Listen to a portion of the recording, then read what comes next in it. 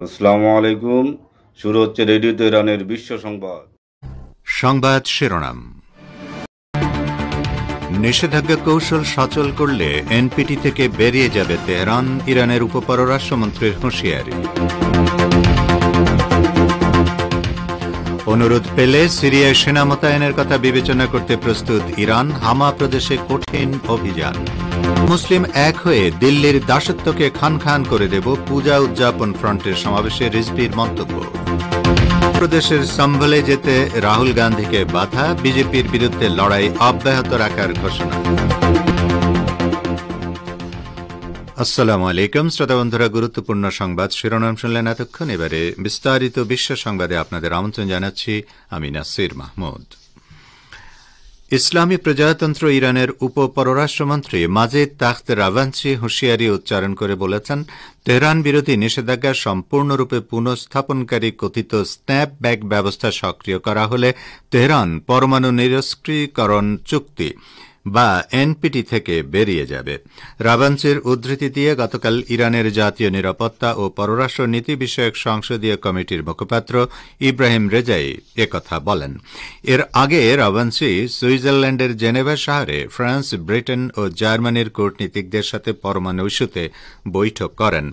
Rezaei বলেন, রাভানচি ঘোষণা করেছেন যে এই পর্যায়ে আমরা অনুভব করেছি যে আলোচনা কার্যকর হতে পারে এবং আমরা পারমাণবিক সমস্যা সহ বিভিন্ন বিষয়ে কথা বলেছি। তবে স্ন্যাপব্যাক মেকানিজম পুনরায় চালু হওয়ার ক্ষেত্রে ইরান পাল্টা ব্যবস্থা নেবে। এক্ষেত্রে আমরা যে বিকল্পগুলো উত্থাপন করেছি তার মধ্যে একটি হল এনপিটি থেকে নিজেদেরকে প্রত্যাহার করা এবং আমরা এনপিটি ত্যাগ করতে পারি। উপপররাষ্ট্রমন্ত্রী বলেন, তারা সম্ভবত ইউরোপের সাথে আরেক দফা মত বিনিময় করবে এবং জেনেভার সমস্ত আলোচনা নিয়মের কাঠামোর মধ্যেই ছিল। তিনি বলেন, তারা মিথ্যা আশাবাদ ছাড়াই আলোচনায় অংশ নিয়েছিলেন। জেনেভার এই মত বিনিময়কে তিনি সংলাপ বলতে চাননি। তিনি বলেছেন, কোনো লিখিত ডকুমেন্ট ছাড়া কোনো সংলাপ হয় না। ইসলামী প্রজাতন্ত্র ইরানের পররাষ্ট্রমন্ত্রী আব্বাস আরাকচি বলেছেন, সিরিয়া সরকারের অনুরোধে দেশটিতে সেনা মোতায়েন করতে প্রস্তুত রয়েছে তেহরান। এজন্য সিরিয়ার পক্ষ থেকে আনুষ্ঠানিক অনুরোধ আসতে হবে বলে তিনি উল্লেখ করেন। গতকাল কাতার ভিত্তিক সংবাদ মাধ্যম নিউ আরবকে দেওয়া এক সাক্ষাৎকারে আব্বাস আরাকচি একথা বলেন। তিনি হুঁশিয়ারি উচ্চারণ করে বলেন, সিরিয়ার উত্তর পশ্চিমাঞ্চলে উগ্র সন্ত্রাসী গোষ্ঠীগুলোর আকস্মিক তাণ্ডব ইরানের চেয়ে তুরস্ক ও ইরাকের জন্য অনেক বেশি নিরাপত্তা ঝুঁকি সৃষ্টি করতে পারে। রাশিয়া, তুরস্ক এবং ইরানের সমন্বয়ে সিরিয়ায় শান্তি প্রতিষ্ঠার বিষয়ে যে আস্তানা কূটনৈতিক প্রক্রিয়া চলছিল তা বানচাল হতে পারে বলেও আরাকচি উদ্বেগ প্রকাশ করেন। ইরানি পররাষ্ট্রমন্ত্রী সম্প্রতি তুরস্ক যে সফর করেছেন এবং সেখানকার কর্মকর্তাদের সাথে সিরিয়া বিষয়ে ইরান তুরস্ক মতপার্থক্য নিয়ে যে সমস্ত আলোচনা করেছেন সাক্ষাৎকারে সে কথাও তুলে ধরেন। তিনি বলেন, সিরিয়ার পরিস্থিতি শান্ত করা এবং স্থায়ী সমাধানের সুযোগ সৃষ্টির লক্ষ্যে চলমান প্রস্তুতি চলছে। প্রতিরোধ অক্ষে মিত্রদের সাথে ইরানের সম্পর্কের বিষয়ে আব্বাস আরাকচি বলেন, ইরান আরব দেশগুলোতে প্রতিরোধ আন্দোলনগুলোকে পরিচালনা করে না এবং তাদের সাথে সাংগঠনিক সম্পর্ক নেই, বরং ইরান তাদের প্রয়োজনকে সমর্থন করে এবং সহযোগিতা করে। সিরিয়ার সেনাবাহিনী উত্তরাঞ্চলীয় হামা প্রদেশের হামা শহরের আশপাশের পুরোটাই সন্ত্রাসীদের নিয়ন্ত্রণ থেকে মুক্ত করেছে। সিরিয়ার গণমাধ্যম সূত্র আজ বলেছে, এ এলাকায় আর কোনো সন্ত্রাসী নেই। সূত্রমতে কথিত হায়াতে তাহরির আশ-শামস বা এইচটিএস এর সঙ্গে সম্পর্কযুক্ত তাকফিরি সন্ত্রাসীদের সাথে ভয়াবহ সংঘর্ষের পর হামার উত্তর পূর্বে তুবা শহরের ওপর সেনাবাহিনী তার নিয়ন্ত্রণ বাড়িয়েছে। এর আগে সিরিয়ার একটি সূত্র জানিয়েছে, সিরীয় সেনারা হামা শহর থেকে 15 কিলোমিটারেরও বেশি দূরত্বে উত্তর পূর্ব এলাকার যেসব পয়েন্টে অগ্রসর হয়েছিল তা সুরক্ষিত করেছে। লেবাননের আল মায়াদিন টেলিভিশন নেটওয়ার্কের তথ্যমতে শহরটি সিরিয়ার সেনাবাহিনীর নিয়ন্ত্রণে ফিরে এসেছে এবং তুলনামূলক শান্ত রয়েছে বলে দেখা যাচ্ছে। এর আগে আজ দিনের প্রথম ভাগে সিরিয়ার বিমান বাহিনী ও রুশ মিত্ররা সিরিয়ার উত্তরাঞ্চলে তাদের পুনরুত্থানের পথ থেকে বিদেশি মদতপুষ্ট তাকফিরি সন্ত্রাসীদের অবস্থানের উপর সবচেয়ে ভারী হামলা চালায়। গত বুধবার থেকে সন্ত্রাসীদের পুনরুত্থানের পর এই পর্যন্ত সিরিয়া ও রাশিয়ার যৌথ অভিযানে ১,৬০০-রও বেশি সন্ত্রাসী নিহত হয়েছে।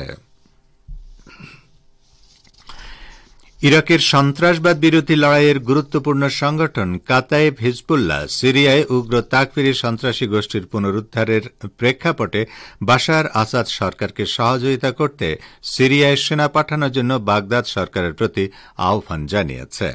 গতকাল টেলিগ্রাম চ্যানেলে দেওয়া এক বিবৃতিতে সংগঠনটি ওই আহ্বান জানায়। আশঙ্কা করা হচ্ছে সিরিয়ায় সন্ত্রাসী গোষ্ঠীগুলোর চলমান তাণ্ডব ও বর্বরতা ইরাকেও ছড়িয়ে পড়তে পারে। কাতায়েব হিজবুল্লাহ তাদের বিবৃতিতে বলেছে, যেহেতু সন্ত্রাসী গোষ্ঠীগুলোর তৎপরতার কারণে ইরাকের জাতীয় নিরাপত্তা এবং আঞ্চলিক স্থিতিশীলতা হুমকির মুখে পড়েছে, সে কারণে আমরা বিশ্বাস করি সিরিয়া সরকারের সাথে সমন্বয় করে দেশটিতে ইরাকের নিয়মিত বাহিনী মোতায়েন করা উচিত। বিবৃতিতে আরও বলা হয়, কাতায়েব হিজবুল্লাহ সিরিয়ার জনগণের বিরুদ্ধে উগ্র সন্ত্রাসী গোষ্ঠীগুলোর অপরাধমূলক আগ্রাসনকে নিবিড়ভাবে পর্যবেক্ষণ করছে, তবে তারা এখনও সিরিয়ায় তাদের যোদ্ধা পাঠানোর বিষয়ে সিদ্ধান্ত নেয়নি। এদিকে ইরাকের সন্ত্রাসবাদ বিরোধী লড়াইয়ের সর্ববৃহৎ জোট পপুলার মোবিলাইজেশন ইউনিট বা পিএমইউর হুঁশিয়ারি উচ্চারণ করে বলেছে, সিরিয়ায় যা কিছু হচ্ছে তার সরাসরি প্রভাব পড়ছে ইরাকের জাতীয় নিরাপত্তার উপর। আপনারা বিশ্ব সংবাদ শুনছেন রেডিও তেহরান থেকে। বাংলাদেশ, ভারত ও মধ্যপ্রাচ্যে শর্টওয়েভ 25 মিটার ব্যান্ডে আর বিশ্বজুড়ে ইন্টারনেট ও স্যাটেলাইটে। বাংলাদেশের অন্তর্বর্তী সরকারের প্রধান উপদেষ্টা অধ্যাপক ড মোহাম্মদ ইউনুস বলেছেন, ছাত্র জনতার অভ্যুত্থান যাদের পছন্দ হয়নি তারা এটিকে মুছে দিয়ে আগের অবস্থায় ফেরানোর অপচেষ্টা চালাচ্ছে।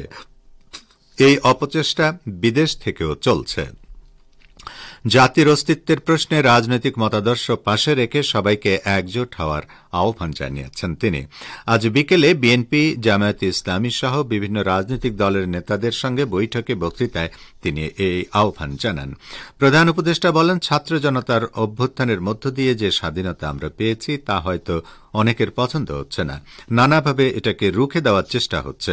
আমরা নতুন যে বাংলাদেশ গড়ে তোলার চেষ্টা করছি সেটাকে ধামাচাপা দিয়ে আরেক কাহিনী তারা রচনা করার চেষ্টা করছে। তাদের এই অবস্থান মিথ্যা প্রমাণ করার জন্য এবং বাস্তবকে প্রতিষ্ঠিত করতে আমাদের সবাইকে একজোট হতে হবে, কারণ এখানে কোনো বিশেষ রাজনৈতিক মতবাদের বিষয় নয়, জাতি হিসেবে আমাদের অস্তিত্বের প্রশ্ন। বাংলাদেশ জাতীয়তাবাদী দল বা বিএনপির জ্যেষ্ঠ যুগ্ম মহাসচিব অ্যাডভোকেট রুহুল কবির রিজভী বলেছেন, সিরাজউদ্দৌলা, মোহনলাল একসঙ্গে লড়াই করতে পারে দেশের মুক্তির জন্য, দেশ রক্ষার জন্য। ঠিক একইভাবে আমরা হিন্দু মুসলমান একই সঙ্গে লড়াই করব, দিল্লির দাসত্বকে খান খান করে দেব। ভারতের আগরতলায় বাংলাদেশের সহকারী হাইকমিশনে হামলার প্রতিবাদে আজ জাতীয় প্রেসক্লাবের সামনে বাংলাদেশ পূজা উদযাপন ফ্রন্ট আয়োজিত বিক্ষোভ সমাবেশ ও পদযাত্রায় প্রধান অতিথির বক্তব্যে রিজভী একথা বলেন। তিনি বলেন, বিজেপি সরকার গোঁড়া হিন্দুত্ববাদকে পুঁজি করে ক্ষমতায় এসেছে, তাদের আর কোনো পুঁজি নেই। ক্ষমতায় থাকতে হলে হিংসা এবং ঘৃণা ছড়াতে হবে, এছাড়া নরেন্দ্র মোদী বাবুর ক্ষমতায় থাকা অনেক মুশকিল হবে। বিএনপির এই মুখপাত্র বলেন, আমার কাছে অবাক লাগে, পশ্চিমবঙ্গের মুখ্যমন্ত্রী মমতা দিদির প্রতি আমাদের শ্রদ্ধা ছিল। অসাম্প্রদায়িক সেকুলার রাজনীতিবিদ হিসেবে তাঁকে চিনতাম। তাঁকেও মনে হল রাজনীতির জন্য মুখে অসাম্প্রদায়িকতা, ধর্ম নিরপেক্ষতার কথা বলতেন, কিন্তু তার গভীরে ছিল কট্টর হিন্দুত্ববাদ। যে কোনো আদর্শের কট্টরবাদ মানবতার পরিপন্থী। চট্টগ্রাম কেন্দ্রীয় কারাগার থেকে জামিনে মুক্তি পেয়েছেন স্ত্রী মাহমুদা খানম মিতু হত্যা মামলার আসামি সাবেক পুলিশ সুপার বাবুল আক্তার। চট্টগ্রাম কেন্দ্রীয় কারাগারের ডেপুটি জেলার মোহাম্মদ ইব্রাহিম জানান, বাবুল আক্তারের জামিনের কাগজপত্র যাচাই বাছাই শেষে বুধবার বিকেলে তাকে মুক্তি দেওয়া হয়। বাবুলের মুক্তি হতে পারে এমন খবরে চট্টগ্রাম কেন্দ্রীয় কারাগারের মূল ফটকের বাইরে জড়ো হন সংবাদ কর্মীরা। সন্ধ্যার দিকে কারাগারের মূল ফটক দিয়ে ভেতরে যান তার বর্তমান স্ত্রী ইসরাত জাহান মুক্তা। ভারতের লোকসভার বিরোধী দলীয় নেতা রাহুল গান্ধী ও কংগ্রেস সদস্য প্রিয়াঙ্কা গান্ধীকে উত্তরপ্রদেশের সম্ভলে যেতে বাধা দিয়েছে রাজ্য পুলিশ। আজ সকালে যাত্রা করলেও দিল্লি উত্তরপ্রদেশের গাজীপুর সীমান্তে আটকে দেওয়া হয় তাদের গাড়িবহর। রাজ্য পুলিশ জানিয়েছে, সম্ভলের জামে মসজিদে জরিপ করা নিয়ে সংঘর্ষ ও পুলিশের গুলিতে গত 24 নভেম্বর 5 জন নিহত হন। তারপর থেকে সেখানে বাইরের কোন রাজনৈতিক নেতাকে যেতে দেওয়া হচ্ছে না। আইন শৃঙ্খলা পরিস্থিতির স্বার্থেই এই সতর্কতা। এ সময় উত্তরপ্রদেশের পুলিশের বিরুদ্ধে ক্ষোভে ফেটে পড়েন রাহুল। গাড়ির উপর উঠে সংবিধান হাতে প্রতিবাদ জানান।